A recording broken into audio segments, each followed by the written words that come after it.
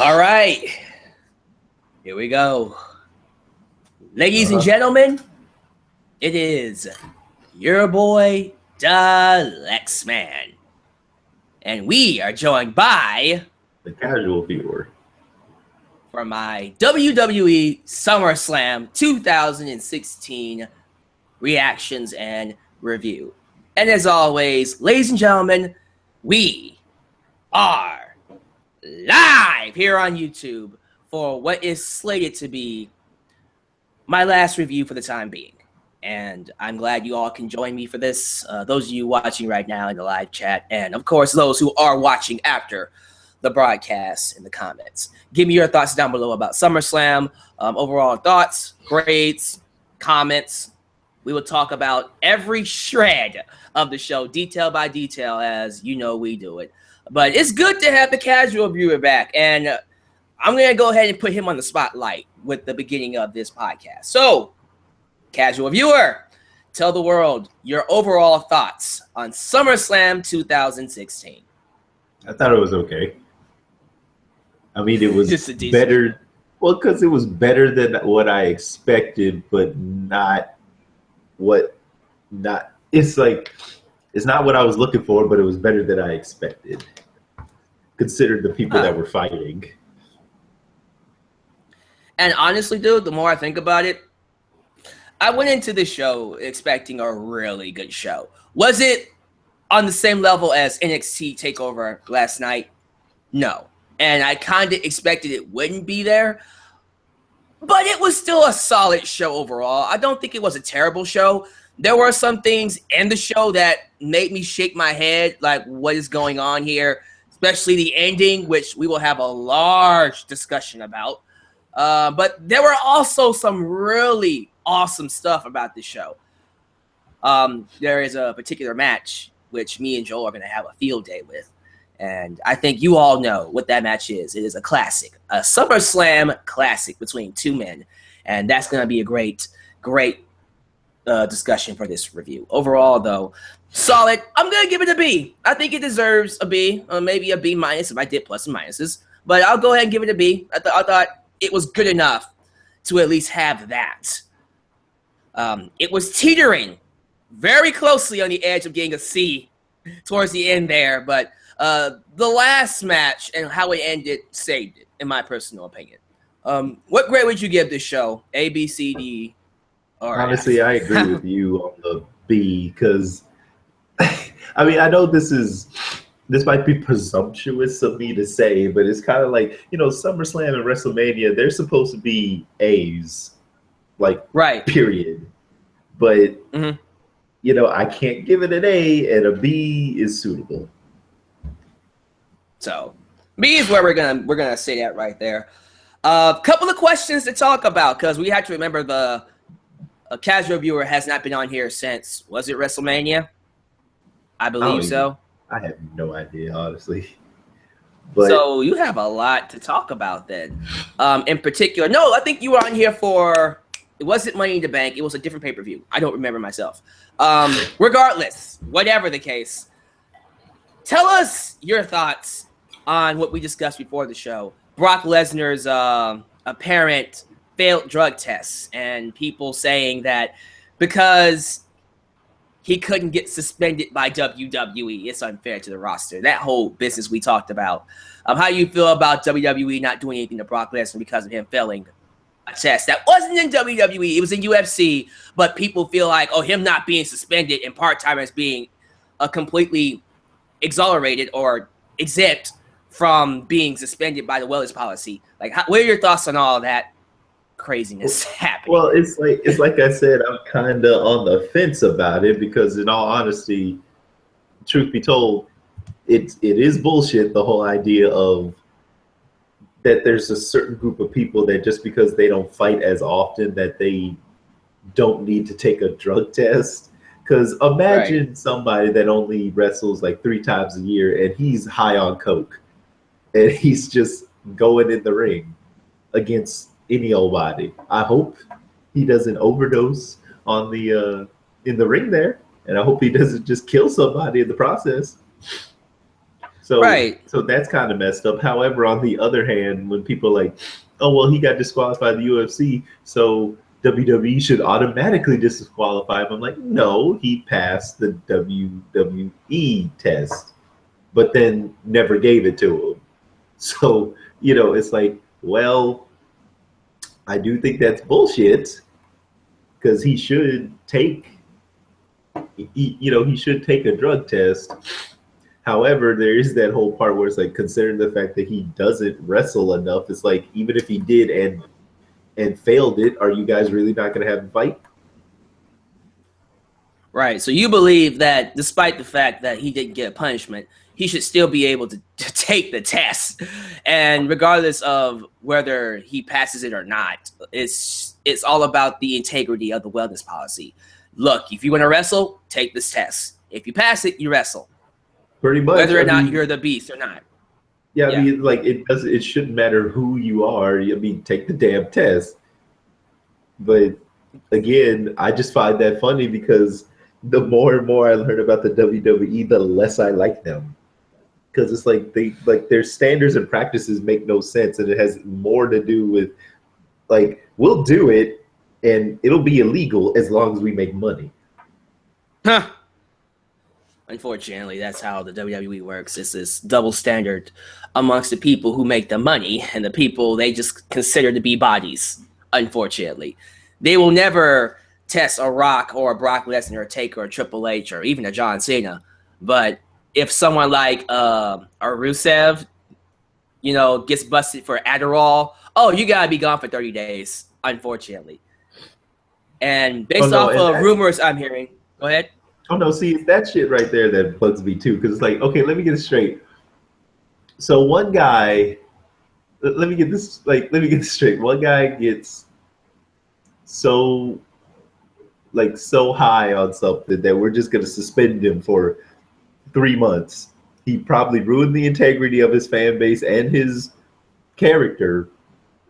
But then another guy, says a racist comment, and he is like completely erased from the Hall of Fame. Yeah. So I'm just trying to figure out like the balance here. I'm not saying that any one of that stuff is okay. I'm just saying that, it's like, how about we not ignore that and we actually just how about we just actually be grown adults and actually deal with the situation. Yeah. Well, you're asking a lot from WWE in that point, but excuse the hell. I'm sorry. I'm sorry. I just at this point in time, this doesn't shock me. This is right up the alley with WWE. But you know what, man? It is what it is. But let's go ahead and get into this review. Let's start off with, the first match on the show. I'm pretty sure you have a lot to say about Enzo Amore and Big Cass, the new resident popular tag team in WWE. So, what are your thoughts on Enzo Amore and Big Cass, who opened up the show? They should have stayed in NXT. Oh, he said that, by the way. I like Enzo and Big Cass. I'm a big fan. I don't. I mean, I don't. I honestly, when I saw him, I thought, how did these guys get here? Because I don't understand how they got that popular to be here. Even if it is just the the early matches, it's like, well, who the hell are they? Why the hell are they here? What the? I am big fan of Enzo Amore and Big Cass. I love the dynamic they have. Enzo Amore is the smack talker Skywalker. He's the guy that spits a lot of crap on the microphone, gets people laughing, and then Big Cass is the guy that backs him up, the big 7-foot tall man from New Jersey who beats up everybody. Yeah, so I like the dynamic. That's really great. Fun. I like the tag. You know what other dynamic I like? The Wyatt family. What the fuck? Who weren't on the show tonight? How do you feel about that? No Wyatt family. Like I said, I know I seem like a fanboy of theirs. It's because what I hate is that when they actually have a good storyline and a good card and good people, they just fuck it up with what they do with them, and then they're like, oh, maybe it wasn't as good as we thought. No, it was good. Y'all just suck. And then we keep trying to like, well, no, let's just invent these new people. I'm like, this ain't new. That's too funny. So, you know, I'm not impressed by these tag team people. So, whatever. Okay, so let's talk about the match. It's Enzo Amore and Big Cass versus Jericho, Chris Jericho, and Kevin Owens, the newly formed tag team. And I thought it was a good match. I am becoming hilariously entertained by Chris Jericho's new stupid idiot gimmick with the scarf and the beard. It's really awesome. He's becoming one of my favorite heels in WWE. Kevin Owens is awesome too. I'm not taking anything from Kevin Owens, but Chris Jericho, he is constantly entertaining me with this gimmick. And they won. They actually beat the resident popular tag team by pinning Enzo Amore, of course. They did a really awesome double team. It was like a pop-up.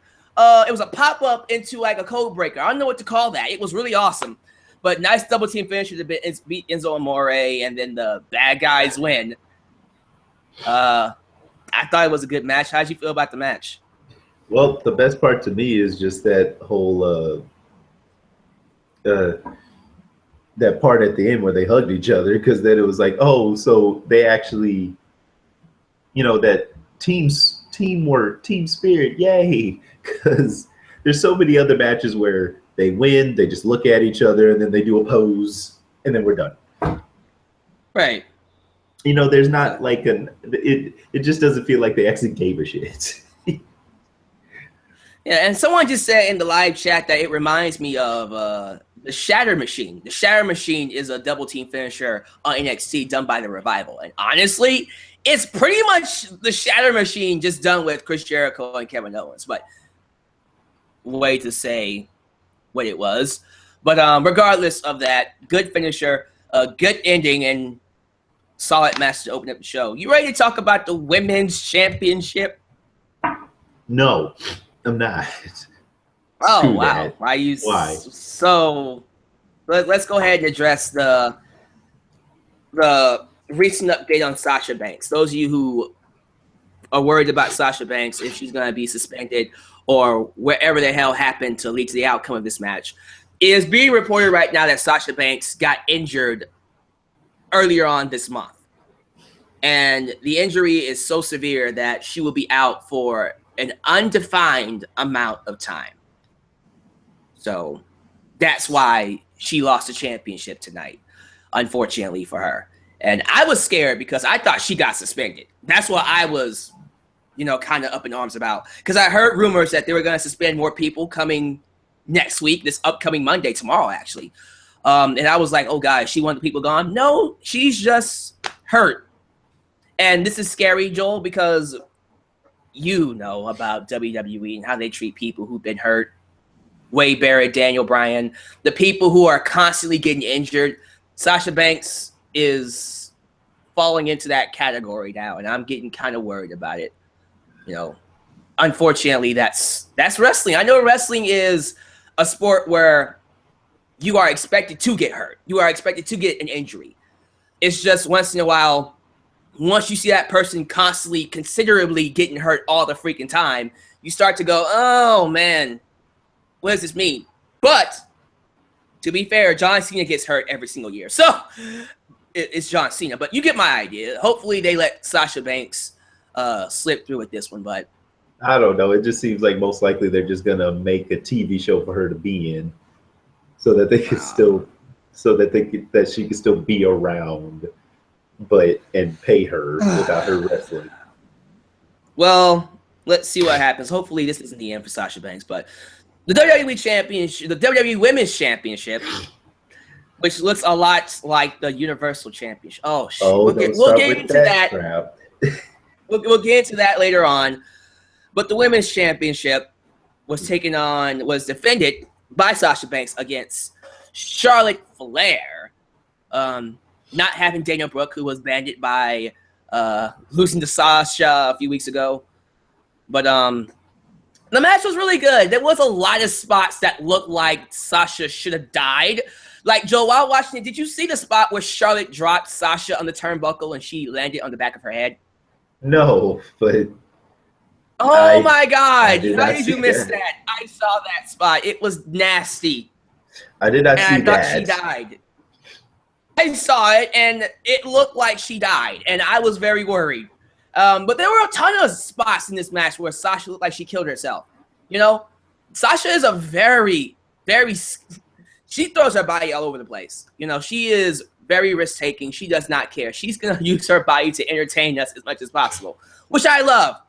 But it comes to a point where it's like, listen, I know you're doing this because you love it, but you do know that you can't continue wrestling if you die, right? You know what I'm saying? It's just like what we talked about a long time ago, where it's like, it's that risk-reward thing, you know, because people want to see all those risky, high-flying things, but then you risk hurting yourself so much to the point of not being able to do any wrestling at all.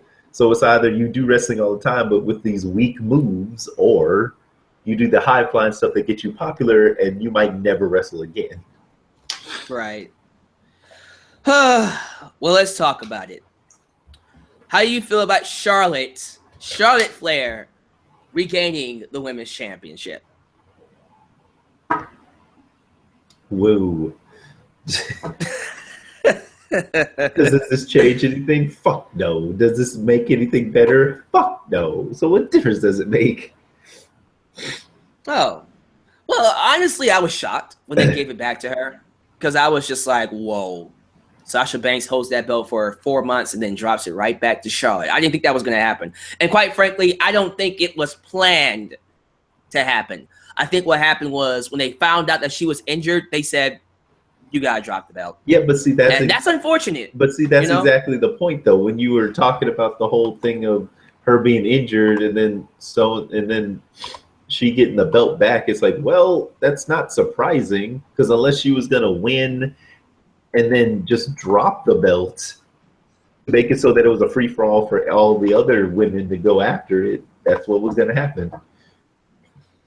So that's unfortunate for her, man. Oh, man. Regardless of, you know, Charlotte being a two-time champion, which congratulations to her. The first ever two-time new women's champion holder. That's really cool. Congratulations to her.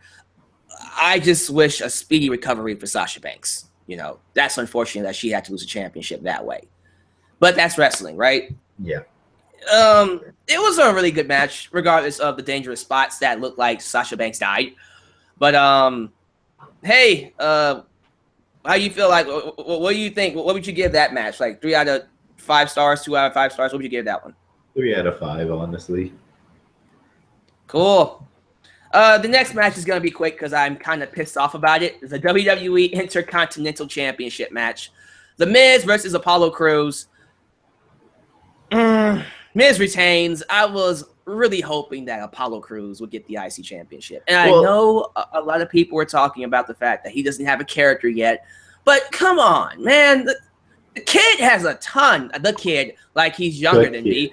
Wow. The guy is so athletic. The guy has a natural presence to him. I'm thinking this was a great launching pad for him. You know what I'm saying? Yeah, but see, it's like what we were talking about during the match. It's like the Miz winning and us being pissed about it almost makes sense. Like we're not supposed to be happy that the Miz won, but then that's the point. That's the point. And that's, again, I'm not saying that the Miz winning was a bad decision, because I'm fine with the Miz being IC champion. I think he's a good IC champion. It's just one of those things where I wanted Apollo Crews to win, and he didn't win. And that's unfortunate. So let's hope they make up a scenario where he actually gets his due. Well, the next pay-per-view they have is called Backlash. So to play into the theme of the show, Backlash, maybe Apollo Crews will get his revenge with the Backlash pay-per-view. Are they going to actually be that clever? We'll see. All right. So it's time, Joel. Let's talk about the classic. Let's talk about John Cena versus AJ Styles. Yeah. When they came together 2 months ago, and they had that very first confrontation in the ring. The crowd was chanting, "Let's go Cena, let's go AJ, let's go Cena." It was a great moment. I don't know how long these guys have been, built up as a dream match, but it's been a long, long time. I almost said 15 years in the making. That was Randy Orton and Brock Lesnar. But honestly, I won't say 15, maybe a decade, maybe 10 years. How about 10 years? Let's go 10 years. It's been a bit over a decade since people have been wanting this match. Finally got it.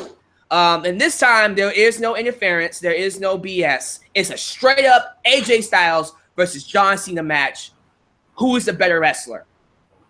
And holy crap, what a classic. What a fantastic match. Man, I was on the edge of my seats, man. My edge of my seat.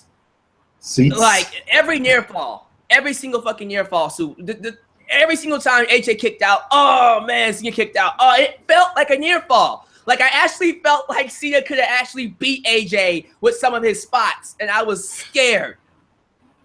But it came down to the freaking wire. It was an awesome match. Just a great testament of how great both of these men are. And then it came down to that top rope AA. And I said to myself, that's it. He's not kicking out. But when AJ kicked out, and then the whole story of John Cena going into the corner and looking at AJ like, what the hell are you? How did you kick out of that? What the hell? It was one of those things where he looked at himself and said, what is happening to me? That usually wins the match. Why can't I beat this guy?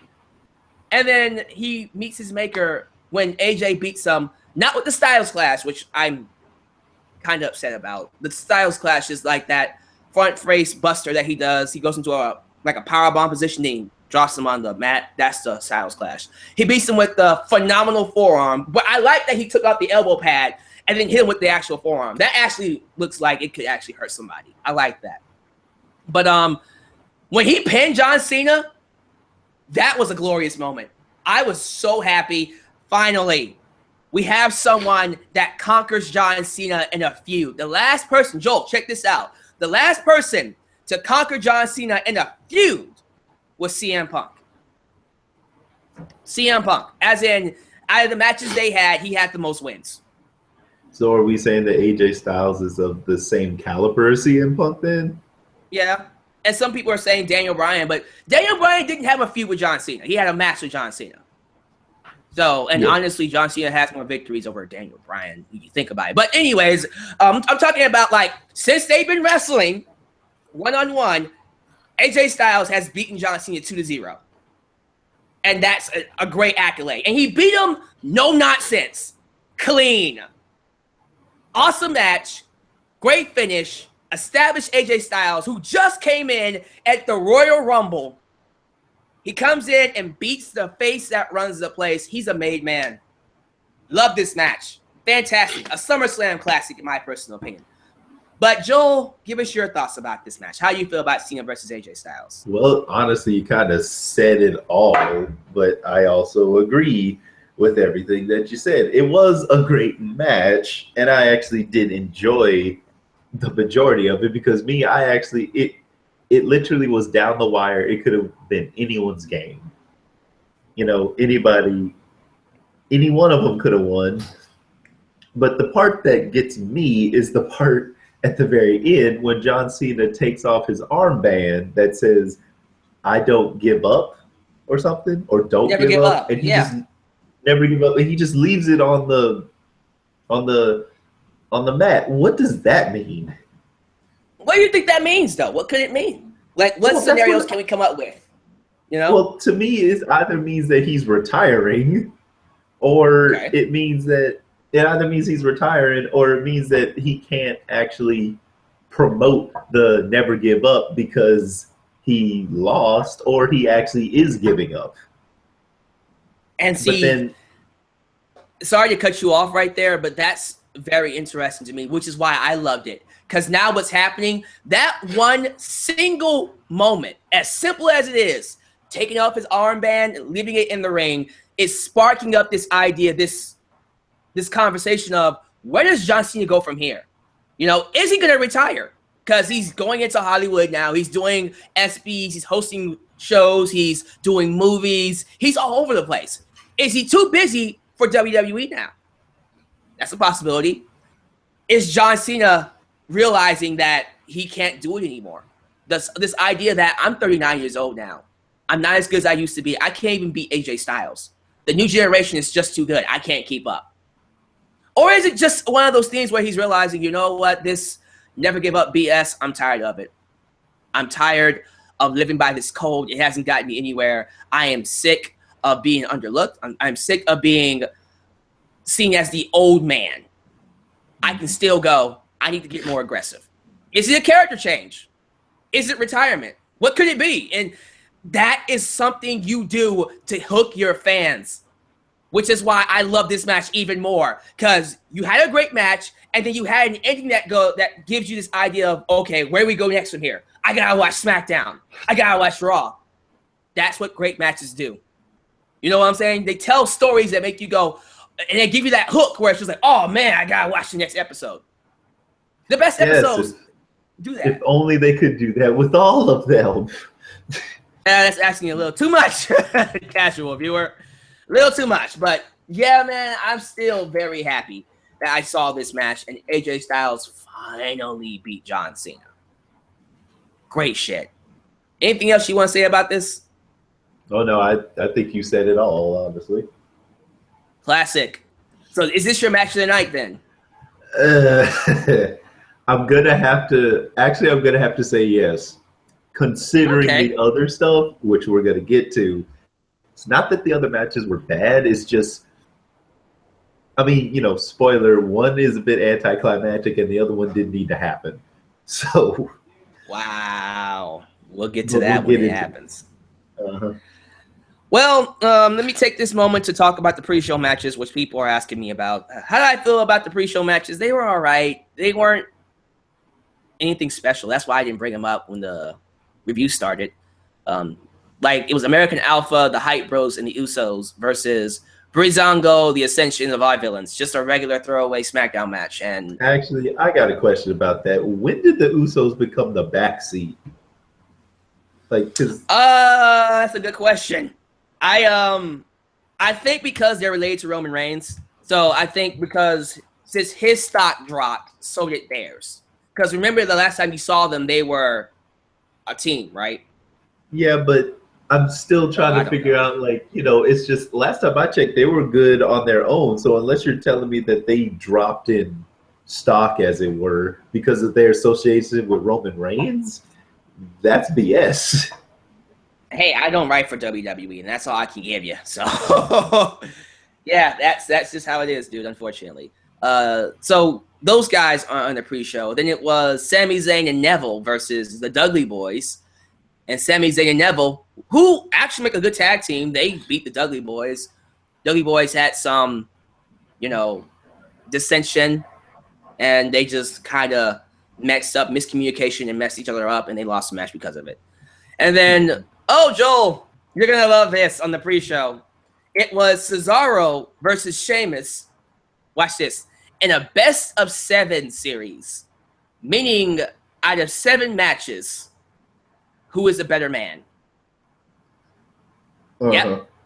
And this is the first match, and Sheamus won that one. Quite frankly, I'm not interested in best-of-7. Not this best-of-7. I just think, like, I don't want to see these guys wrestle 7 times. I don't. Like, Cesaro and Kevin Owens, okay. Cesaro and Sami Zayn, let's go. But Cesaro and Sheamus? What the? Why? Well, my whole thing is that there's no need to announce that it's a best-of-7. Just let them fight 7 times, and we as the fans can figure it out ourselves. But here's my thing. I'm okay with that. My thing is, if you're going to do that, you're going to announce you have to win 7 matches, or like 4 matches out of 7, which is basically what it is. If you're going to do that, what is the reward for it? Like, okay, we're doing this series. What do we get out of it? A championship shot? Some kind of trophy? What do you get out of this? It's just a 7-match series for no reason. Maybe you'll get a new belt. And it'll be is it better than the fucking Universal Championship belt? Holy I crap. don't know. Almost there. Hang in there, guys. Let's talk about the tag team championships real quick. The New Day, Joel's favorite tag team, versus Carl Anderson and Luke Gallows. It is what it is. It ended in DQ when Jon Stewart got involved.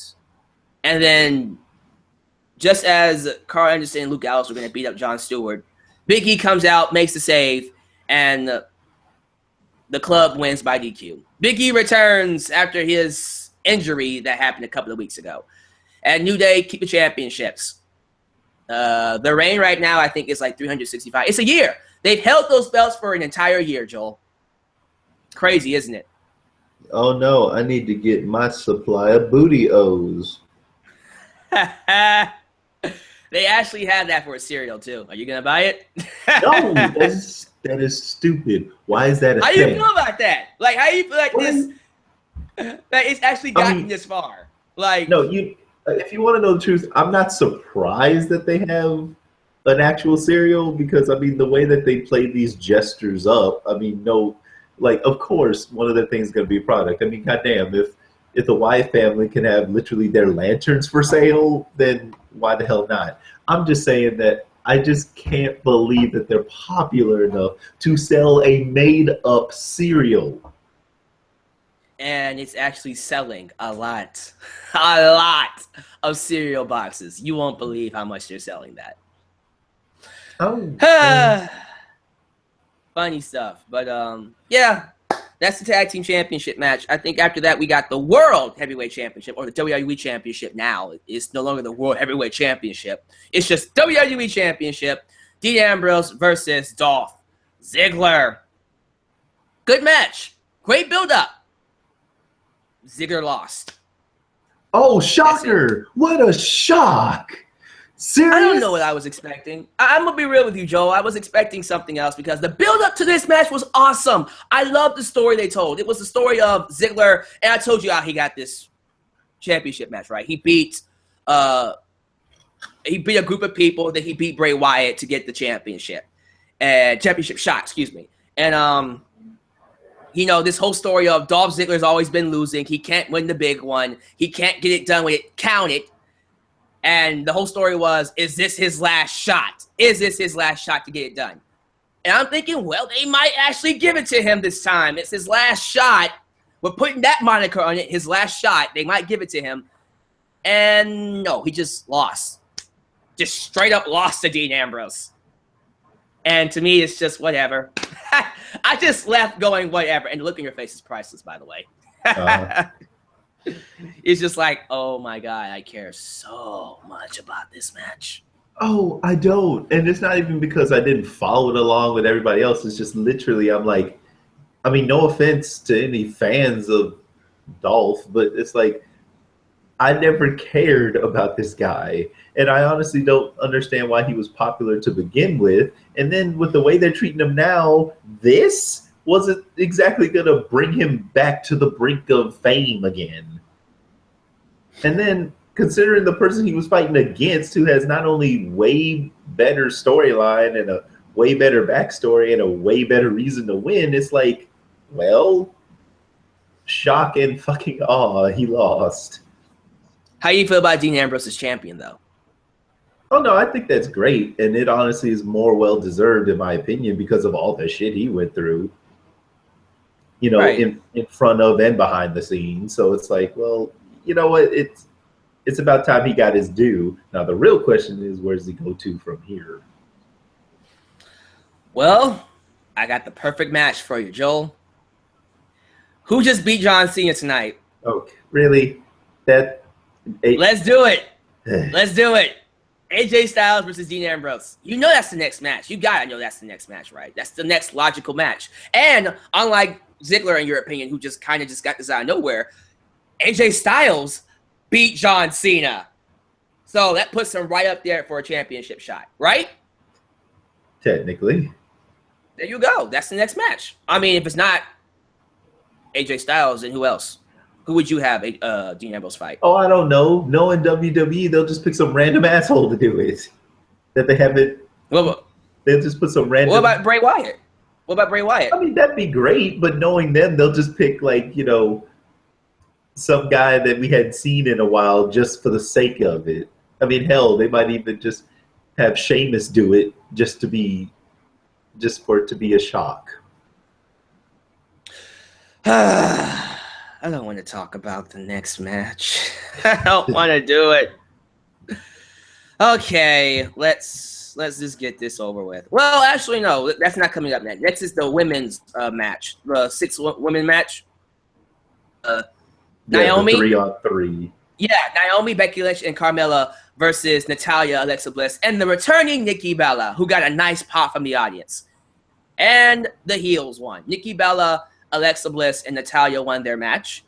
Nice to have Nikki Bella back. Before you give your thoughts on that match, tell me your thoughts about Eva Marie's entrance and her special announcer calling her and praising her, and then her whole she's on vacation for a month for distress and shit like that. No comment. And that's what we had to say about that. What are your thoughts about the match? Well, I was underwhelmed. Let me put it that way. Right. I mean, they didn't do anything in this match that surprised me or got me all hyped up. Because, I mean, especially this following the AJ Styles, John Cena thing, it's just kind of hard to follow that with 3-on-3 and with these particular people. So it's like, it was okay. It was a match. It happened. Right. And people are telling me in the comments that Eva Marie got suspended. I know she got suspended, guys. I know Eva Marie was one of the people who got suspended for Adderall. I'm very aware of that. I know. Yeah, but I'm just playing into the story. But does she have ADD or something? Or is she literally... Apparently everybody has ADD because everybody's getting suspended for Adderall. I don't know. It's just crazy. Because I don't want to comment. Because they keep acting like Adderall is some kind of performance enhancer, like it's supposed to help them fight better or something. It's just crazy. Okay, let's talk about it, Joel. The Universal Championship belt. You go first. Your thoughts on this monstrosity? Well, me... I'm sorry. Monstrosity. I didn't mean to set it up that way. I have to be fair and unbiased. So, your thoughts on the belts, the very well constructed and very original championship belts. Honestly, before you said anything, I thought it was no different than the regular WWE belt. It's just all red now.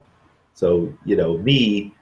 But I didn't know there was that many different belts. And then I figured if they were going to bring a belt back, they were going to bring an old one back, not make a brand new one that looks like just the Winged Eagle belt they had back in the Attitude Era, the one that Stone Cold Steve Austin held.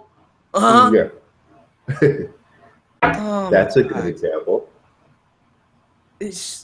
Are you done? Because I want to go ahead and just let loose on this and just completely just blow stuff up. Well, go for it. All right, then. When I knew they were going to make a new championship belt, I was kind of excited. Okay, let's see this new design. Oh, a chance to bring back a new belt or make a new belt design. The WWE isn't just going to be absolutely lazy with this, are they? Oh, my God. When that belt debuted, I was with the audience. Brooklyn took a big crap on it. Brooklyn chanted, "This belt sucks." They even sung John Cena's theme song to it. This belt sucks. This belt sucks. It's just memes all over the place. All red. Someone posted on Twitter, they don't like things all red, and then showed a picture of the belt and then Eva Marie. They're comparing this belt to Eva Marie. That's how bad this championship is. It's a terrible, very disappointing, completely underwhelming belt. The Universal, that name is stupid. The Universal Championship. What the fuck? The Universal Championship. Like Universal Champion. Like, oh, we're bigger than the world. We're the universe. Oh my God. It's so stupid and it's dumb. And the fact that belt looks no different than, well, it's just red. It actually reminds me of the women's championship. That's not a good look when the top championship reminds you of the women's championship. Just saying. And the women's championship looks better, by the way. Just lazy. Absolutely lazy, disgusting, and completely just downright unacceptable. WWE. You can do better than that. And that's the thing, Joel. They can do better than what we got. And you know they can. We all know they can. I mean, do you agree with that at least? Well, I guess it's just like I just wasn't impressed because I'm like thinking literally it's just one of the other belts, but now it's one color, red. And then you know me, I just have no idea like what all the different kind of belts and what they mean and what they do and shit. So it's like this was almost pointless that, oh yeah, we made a new belt. Well, what for? I mean, fuck, if you're gonna do that, you might as well make a, you know, NXT newcomers belt while you're at it and just put it on the main card. It was stupid. But with that said, I did enjoy the match. I did enjoy Finn Balor versus Seth Rollins. Casual viewer, give us your thoughts on the Demon Finn Balor's entrance and his body paint. Because this is the first time you've seen it, pretty much. Oh, no, I've seen actually him before on the NXT because we watched it like a long time ago. But which one? Oh, you remember? It was last year. It was last year. Brooklyn last year. Okay, yeah, you did see it. Well, how'd you like this one at least? Well, it's like I said, it was a bigger improvement because like before it was a lot shorter because it was a smaller stage on the NXT. But this time, like, you know, he had to liven it up a little bit. But, you know, I was just happy he won because I was rooting for him to win. Because I was like, I mean, I know you were like, oh, but then that'll be too soon for a guy that just showed up. And I'm like, yeah, but that could be his thing. You know, that could be that, you know, he could be the guy that like the first newcomer to get a belt, like the quickest. 27 days. 27 days it took Finn Balor to reach the main event and win the championship. The fastest rising wrestler in WWE/WWF history to win a world championship. That is an awesome accolade. He's going down in history as that guy. And that's awesome. Beat Roman Reigns the first night he got in. Beat Seth Rollins here at SummerSlam. He is the man on Raw. That's great. I love that. And just to give you guys my thoughts on the Demon entrance. I loved it. I love the Eye of Sauron on his back and on the stage, which we didn't talk about. How'd you like about the stage? The stage was awesome. The stage they had for SummerSlam, it was different from Raw and SmackDown. Thank you, finally. And I liked the different screens. It was a unique stage. And the looked really good on the SummerSlam stage. And if you saw the Finn Balor logo, you saw like the eye in between the O. That was really cool. That was awesome. And I loved it. I like the fact that the eye moved. You know, the eye was like actually moving around, and you know, that I thought was cool. But yeah, man, Finn Balor is your new, despite the belt design, it looks crappy, but he is still your new WWE Universal Champion, and I'm happy about that. You know, it's good seeing Finn Balor come up from NXT and immediately get shot to being the man in WWE, because he is the top champion on the top brand in WWE. So what else can you ask for? You know what I'm saying? Exactly. So really good match. I think after that comes the, oh my God, the little chicken product placement commercial. Oh my God. I hope that KFC endorsement was worth that, because I don't understand why that was even a thing. We had Dolph Ziggler and Miz dress up as chicken. No, dressed up as chicken and Colonel Sanders wrestling each other. Wrestling each other. That was actually taped on SmackDown. We didn't see it. It was taped during a commercial break, and they aired it. And in my mind, I just went, I am so happy Ziggler did not win. Think about this. Ziggler could have won the championship tonight, guys, and he was in this commercial. Imagine if he actually won the championship and they aired this. What the hell? This was awful. I don't even want to talk about it anymore. It's that bad. I want to forget it ever happened. Can we do that, Joel? Damn. You want to forget that it ever happened? I want to forget it ever happened, damn it. You're the one that brought it up. I know. Shut up. But yeah, just getting back into it. It was bad. Just an awful product placement. I hate these product placements. They're so cheesy and awful. Now the next thing wasn't as bad, but it was pretty underwhelming. The United States Championship match, Roman Reigns versus Rusev, didn't even happen. Because the match didn't get started because they brawled all over the place. That's why I told you this is a waste of time. This is a waste of time. Thank you. It was a waste of time. Go ahead. Continue. No, I'm just saying it's like the second it started and they weren't in the ring, so they didn't officially start. All I could think of was like, well, you guys are wasting my time because this is just going to be 20 minutes of you hitting each other and it means nothing. No one gains or loses anything, so you just wasted my time. And I'm pretty sure this will continue into the next pay-per-view, which I'm pretty sure everybody's looking forward to. Not me. Jesus. Lord have mercy. But Rusev apparently got hurt, and they called off the match because he was too injured to compete. He was unable to compete because of Roman Reigns' beating. Roman Reigns comes out, spears him, knocks him out, and then walks away. Because Roman Reigns wins, sucker.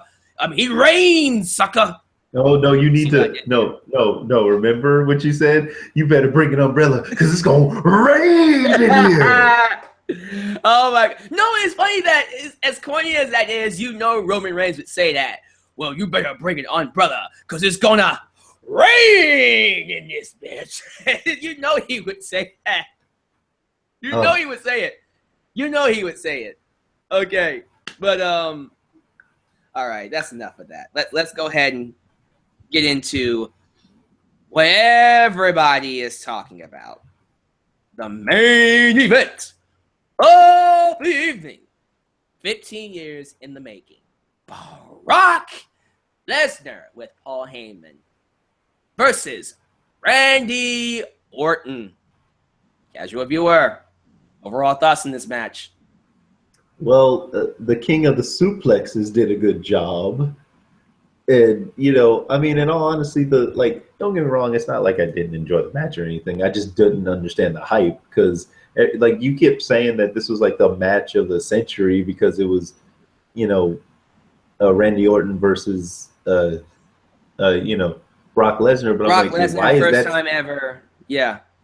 But why was this such a big deal? Or was it just because this is the first time those two ever fought each other? Well, that's what it was. It was the first time those two fought each other in this capacity. And it was one of those things where Randy Orton and Brock Lesnar came up together. They were the youngest world champions in history. They both won the championship at 23 years old. Young. So they have very similar, parallel careers, never crossed until now. That was the big deal about it. Okay. So, the whole storyline is it takes one RKO to beat Brock Lesnar, and that's what the match was built around. Clearly that didn't happen, but continue. Sorry. No, it's just that's honestly the only thing I was trying to figure out because I just couldn't understand the hype on that one. And then, I know I'm skipping, but then the best part of it was when when Brock Lesnar busted Randy Orton's head wide open and a pool of blood just ended up in the middle of the ring. At first, I thought they were selling it and then it was fake, and then of course it was real.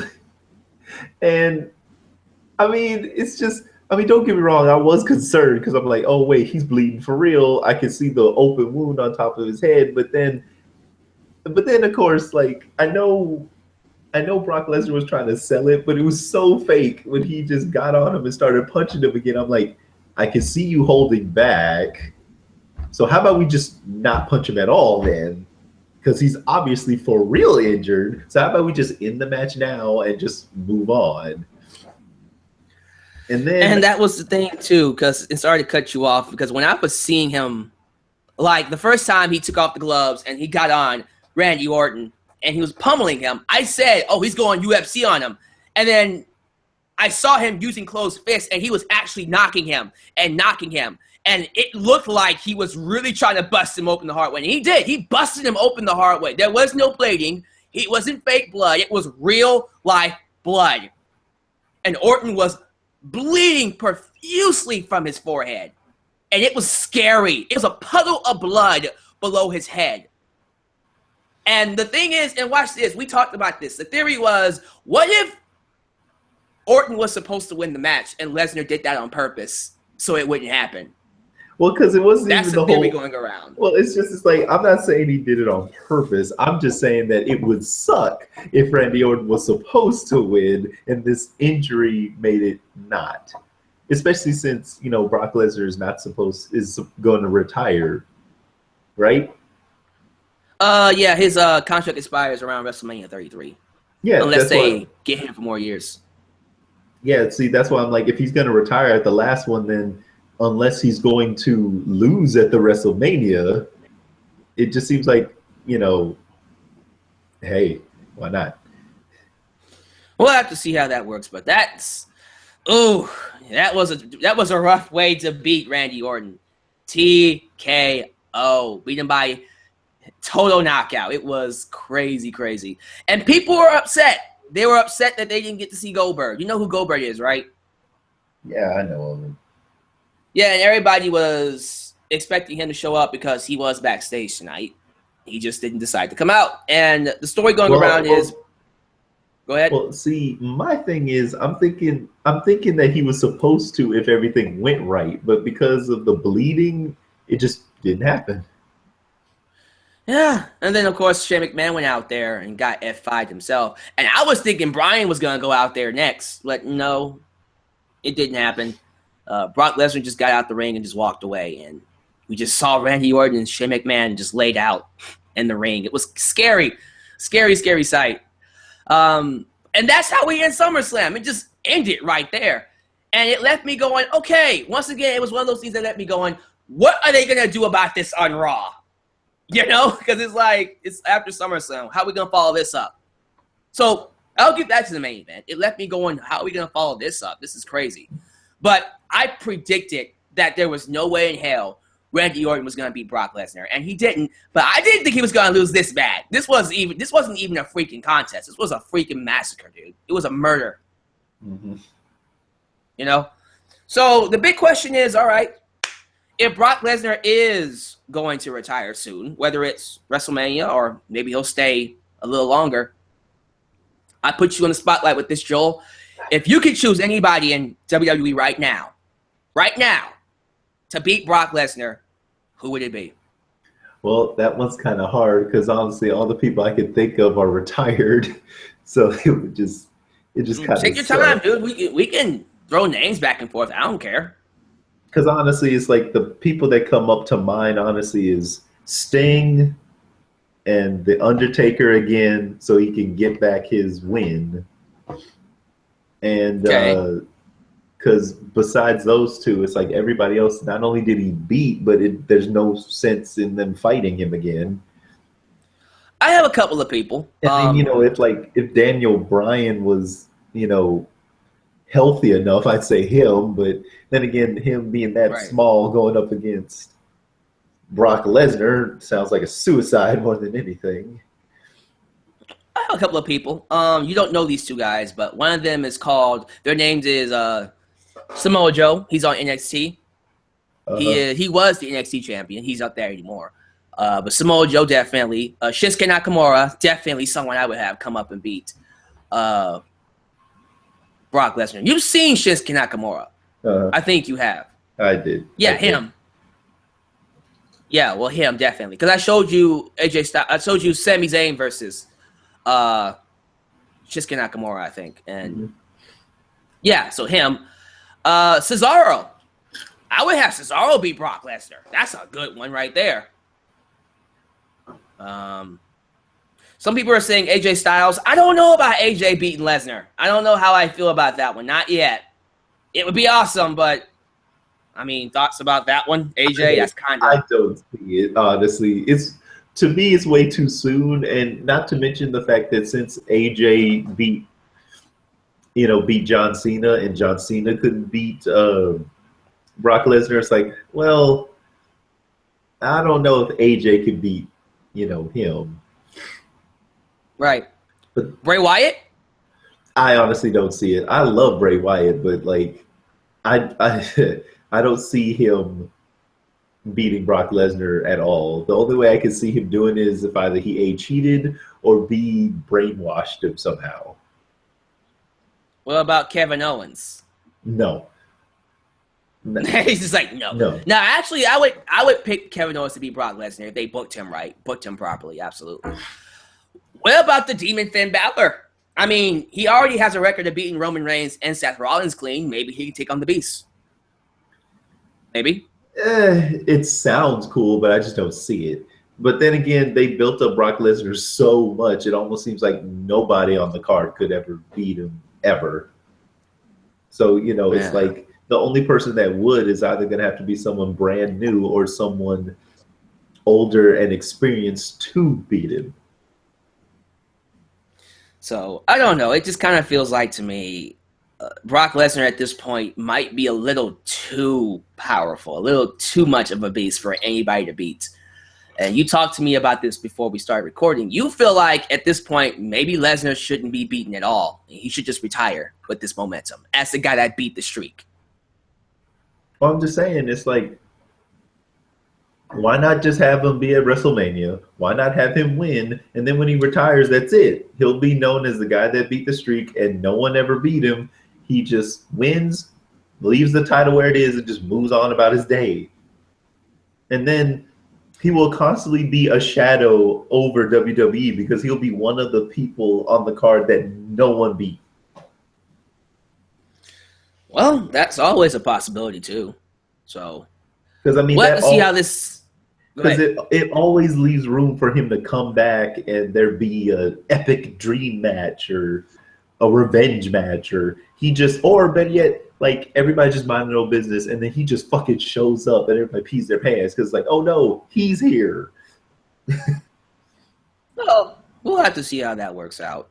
Now, I'm pretty sure what they do going forward with these champions, I'm looking forward to. Since Charlotte got her championship back, and since Sasha is going to be out for a while, I'm very interested in seeing who Charlotte fights next.